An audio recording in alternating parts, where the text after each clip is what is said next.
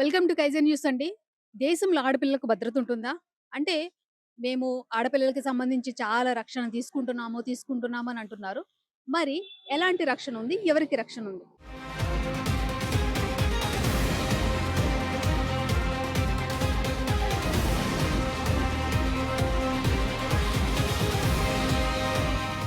ఉత్తరాఖండ్‌లో ఒక ఘోరం జరిగిందండి.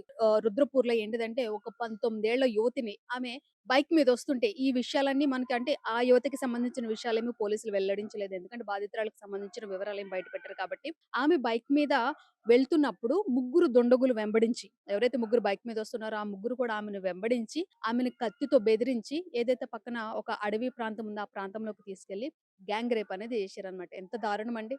అంటే కొంచెం చీకటి పడితే ఆడపిల్లలు రోడ్డు మీద నడిచే అవకాశం లేదింక. ఎక్కడ కూడా లేదు.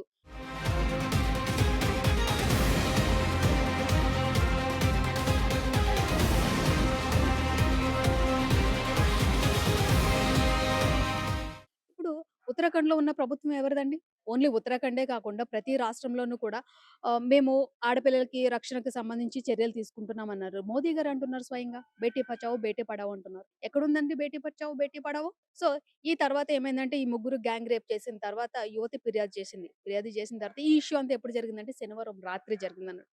ఆ తర్వాత యువతి ఫిర్యాదు చేసిన తర్వాత పోలీసులు వాళ్ళని గుర్తించి పట్టుకోవడానికి వెళ్ళినప్పుడు వీళ్ళే తిరిగి వీళ్ళ మీద పోలీసుల మీద కాల్పులు జరిపారు. ఇక్కడ ఇంకొక విషయం అర్థం చేసుకోవాలి. అసలు వాళ్ళకి ఆ గన్స్ అనేవి ఎక్కడి నుంచి వచ్చినాయి? ప్రభుత్వము ఎన్ని రకాలుగా జాగ్రత్తలు తీసుకుంటున్నా ఈ అక్రమ ఆయుధాల సరఫరా అనేది జరుగుతుందా?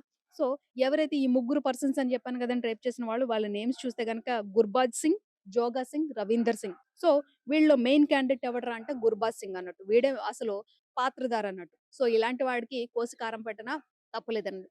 వీళ్ళ ముగ్గురిని గుర్తించి పోలీసులు వెళ్లి అదుపులోకి తీసుకుంటున్నప్పుడు అప్పుడు వీడు కాల్పులు జరిపాడు. కాల్పులు జరిగినప్పుడు పోలీసులు తిరిగి ఎదురు కాల్పులు జరిగినప్పుడు అందులో ఈ గుర్బాజ్ సింగ్ అన్న వాడి కాలికి బుల్లెట్ తగిలింది. వాడిని ప్రస్తుతం హాస్పిటల్‌లో ఉన్నాడన్నమాట. మిగతా ఇద్దరిని కూడా పట్టుకున్నారు పోలీసులు. ఆ తర్వాత పోలీసులు ఎవరైతే వీళ్ళని పట్టుకున్నారో కేసు రిజిస్టర్ చేసిన తర్వాత వీళ్ళని కోర్టుకి తరలిస్తున్నప్పుడు కాశీపూర్ దగ్గర ఏదో టెక్నికల్ ప్రాబ్లమ్ వచ్చి కారు ఆగిపోయిందంట. పోలీసుల వాహనం ఆగిపోతే మళ్ళీ అక్కడి నుంచి కూడా ఈ ఇద్దరు తప్పించుకోవడానికి ప్రయత్నించారు. సో, ప్రయత్నించినప్పుడు ఇక్కడ ప్రజలు మాత్రం చాలా మెచ్చుకోవాలండి. పోలీసులకి ఎంత హెల్ప్ చేశారంటే హెల్ప్ చేశారు. మీరు ఒక వీడియోలో చూస్తున్నారు కదండీ పక్కన. కుక్కను కొట్టినట్టు కొట్టారనమాట. సో, వాళ్ళిద్దరూ తప్పించుకోవడానికి ప్రయత్నించినప్పుడు ప్రజలందరూ కూడానండి కుక్కను కొట్టినట్టు కొట్టి మళ్ళీ పోలీసులకు అప్పజెప్పారు. ఇక్కడ మా ఒపీనియన్ ఏంటిదంటే ఆడపిల్లల తరపున ఏంటిదంటే అలాంటి వాళ్ళకేంటిదంటే ఏదో శిక్ష పడేసి జైల్లో పెట్టి పందులు మేపినట్టు మేపకూడదండి. ఓకే. క్షణం వాళ్ళకి నొప్పేంటో తెలియాలనమాట. అంటే మీకు ఆడపిల్లలంటే అంత ఆట వస్తువుల్లా ఉన్నావేంట్రా? మీ ఇంట్లో కూడా ఆడపిల్లలుంటారు కదా! ఆడపిల్లలు లేకపోయినా అమ్మలుంటారు కదండీ మన ఇంట్లోను.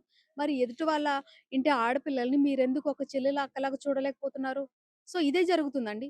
పొద్దుట లెగిస్తే దాదాపు ఒక 10-15 ఇలాంటి రేపులే జరుగుతున్నాయి. ఇంకా ఒక 2, 3 ఉన్నాయన్నమాట. చిత్రకూటలో ఏంటిదంటే, ఒక అమ్మాయి వాళ్ళ ఫ్రెండ్‌తో కలిసి ఒక వ్యాలీ లాంటి ప్రాంతానికి వెళ్తే, అక్కడ ఇద్దరు ఎదవలు మేము ఫారెస్ట్ డిపార్ట్‌మెంట్ వాళ్ళమని చెప్పి, ఎవరైతే ఆ అబ్బాయి వచ్చాడో ఆ అమ్మాయితో పాటు, ఆ అబ్బాయిని కట్టేసి, ఆ అమ్మాయిని గ్యాంగ్ రేప్ చేశారండి. అసలు ఇలాంటి వాళ్ళని ఏం చేయాలంటారు? ఇలాంటి వాళ్ళకి శిక్షలనేవి ఇంత తక్కువగానే వేస్తారు. ఇంకా వీళ్ళని కారుల్లో తీసుకెళ్లడము, వాళ్ళకి భోజనాలు పెట్టడము, వాళ్ళకి వాళ్ళకి సపర్యలు చేయడమే పోలీసుల పనయిపోతుందేమో అని అనిపిస్తుందండి.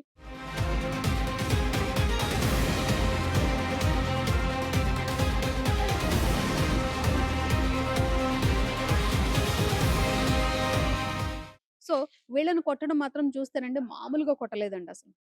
ఇది జరిగిందన్నట్టు. తర్వాత వీళ్ళని పోలీసులు కోర్టుకి కూడా తీసుకెళ్లారు. కోర్టు కూడా రిమాండ్ అనేది విధించింది. ఎవరైతే ఆ ఏరియా పోలీస్ ఆఫీసర్ ఉన్నారో ఆయనేమన్నారంటే, "మేము ఎవరైతే ఈ నిందితులు ఉన్నారో దానికి సంబంధించిన అన్ని ఆధారాలను కూడా కోర్టుకి సమర్పించాము. అలాగే శాంతి భద్రతలను కూడా మేము అదుపులో ఉంచుతాం" అంటున్నారు. ఇక్కడ శాంతి భద్రతలు ఎందుకంటున్నారంటే ఎవరైతే ఆ ఏరియాలో ఉన్న ప్రజలు మాత్రం చాలా కోపంగా ఉన్నారండి. ఆ విజువల్స్ చూస్తే గనక మనము ఆ కర్రతో ఎలా కొడుతున్నారో చూడండి వాళ్ళని. తప్పులేదు. కొంతమంది మానవతావాదులు ఏమంటారంటే, మానవ హక్కుల కమిషన్ వాళ్ళు ఇలాని పరిగెత్తుకుంటూ వచ్చేస్తారనమాట పురుగుల్లాగా. ఇక్కడ వాళ్ళని సమర్థించొద్దండి మీరు. ఎందుకంటే, ఒక ఆడపిల్లని బెదిరించి లాక్కెళ్ళిపోయి ఇది చేయడం ఏంటండి? సో, ఇదండి జరుగుతున్నది ప్రస్తుత దేశంలో జరుగుతున్న పరిస్థితి ఇది. ఒక వైపునేమో ప్రొటెస్ట్‌లు ఇవన్నీ జరుగుతున్నాయి. ఇంకొక వైపునేమో మానవ హక్కులు వాళ్ళంటున్నారు. ఇకపోతే ఒక పక్కనేమో మాకసలు వీళ్ళు ఇలాంటి దాంతో ఏం సంబంధం లేదన్నట్టు ఇలాంటి ఎదవలందరూ ఇలాంటి వాటికి తెగబడుతూనే ఉన్నారు. సో, రాష్ట్ర ప్రభుత్వాలు కానీ, కేంద్ర ప్రభుత్వాలు గానీ, పోలీస్ శాఖలు గానీ ఇంకా కఠినమైన చర్యలు తీసుకుంటేనే, కఠినమైన శిక్షలు వస్తేనే తప్ప ఇలాంటి వాళ్ళకి భయమనేది ఉండదని జెప్పేసి నా అభిప్రాయం.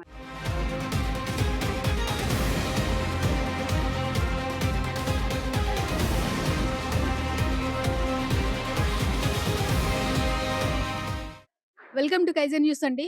దేశంలో ఆడపిల్లలకు భద్రత ఉంటుందా? అంటే మేము ఆడపిల్లలకి సంబంధించి చాలా రక్షణ తీసుకుంటున్నాము అని అంటున్నారు.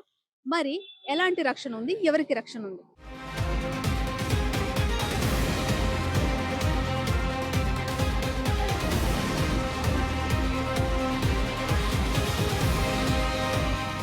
ఉత్తరాఖండ్‌లో ఒక ఘోరం జరిగిందండి. రుద్రపూర్‌లో ఏంటిదంటే ఒక 19 ఏళ్ల యువతిని ఆమె బైక్ మీదొస్తుంటే ఈ విషయాలన్నీ మనకి అంటే ఆ యువతికి సంబంధించిన విషయాలేమి పోలీసులు వెల్లడించలేదు. ఎందుకంటే బాధితురాలికి సంబంధించిన వివరాలేమి బయట పెట్టరు కాబట్టి. ఆమె బైక్ మీద వెళ్తున్నప్పుడు ముగ్గురు దుండగులు వెంబడించి ఎవరైతే ముగ్గురు బైక్ మీదొస్తున్నారో ఆ ముగ్గురు కూడా ఆమెను వెంబడించి, ఆమెను కత్తితో బెదిరించి ఏదైతే పక్కన ఒక అడవి ప్రాంతం ఉందో ఆ ప్రాంతంలోకి తీసుకెళ్ళి గ్యాంగ్ రేప్ అనేది చేసిర్రనమాట. ఎంత దారుణమండి. అంటే కొంచెం చీకటి పడితే ఆడపిల్లలు రోడ్డు మీద నడిచే అవకాశం లేదింక. ఎక్కడ కూడా లేదు.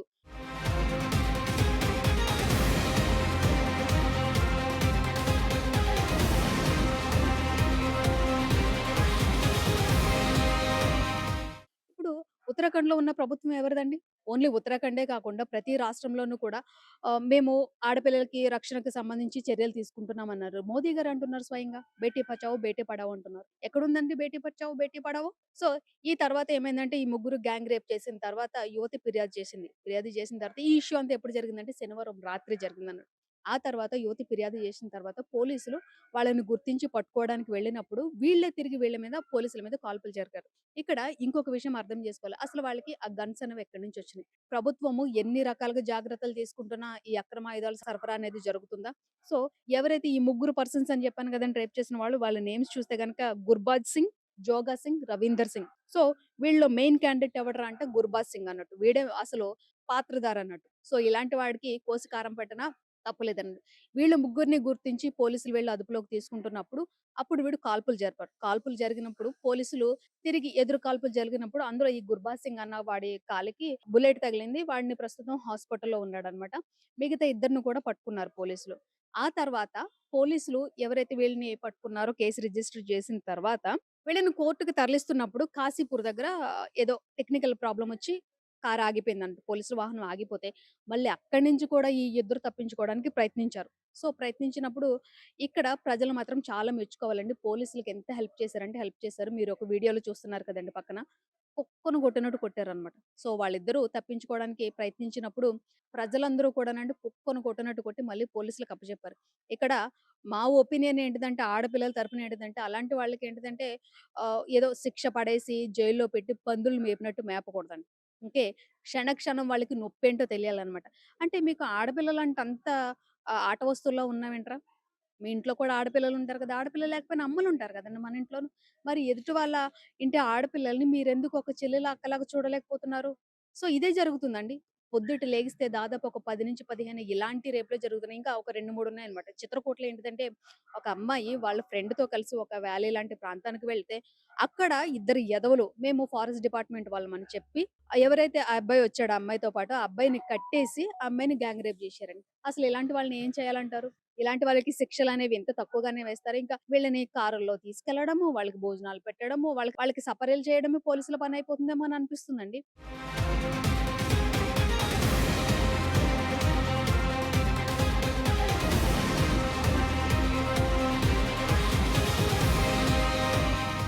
సో, వీళ్ళని కొట్టడం మాత్రం చూస్తేనండి మామూలుగా కొట్టలేదండసలు. ఇది జరిగిందన్నట్టు. తర్వాత వీళ్ళని పోలీసులు కోర్టుకి కూడా తీసుకెళ్లారు. కోర్టు కూడా రిమాండ్ అనేది విధించింది. ఎవరైతే ఆ ఏరియా పోలీస్ ఆఫీసర్ ఉన్నారో ఆయనేమన్నారంటే, "మేము ఎవరైతే ఈ నిందితులున్నారో దానికి సంబంధించిన అన్ని ఆధారాలను కూడా కోర్టుకి సమర్పించాము. అలాగే శాంతి భద్రతలను కూడా మేము అదుపులో ఉంచుతాం" అంటున్నారు. ఇక్కడ శాంతి భద్రతలు ఎందుకంటున్నారంటే, ఎవరైతే ఆ ఏరియాలో ఉన్న ప్రజలు మాత్రం చాలా కోపంగా ఉన్నారండి. ఆ విజువల్స్ చూస్తే గనక మనము ఆ కర్రతో ఎలా కొడుతున్నారో చూడండి వాళ్ళని. తప్పులేదు. కొంతమంది మానవతావాదులు ఏమంటారంటే, మానవ హక్కుల కమిషన్ వాళ్ళు ఇలాని పరిగెత్తుకుంటూ వచ్చేస్తారనమాట పురుగుల్లాగా. ఇక్కడ వాళ్ళని సమర్థించొద్దండి మీరు. ఎందుకంటే, ఒక ఆడపిల్లని బెదిరించి లాక్కెళ్ళిపోయి ఇది చేయడం ఏంటండి? సో, ఇదండి జరుగుతున్నది ప్రస్తుత దేశంలో జరుగుతున్న పరిస్థితి ఇది. ఒకవైపునేమో ప్రొటెస్ట్‌లు ఇవన్నీ జరుగుతున్నాయి. ఇంకొక వైపునేమో మానవ హక్కులు వాళ్ళంటున్నారు.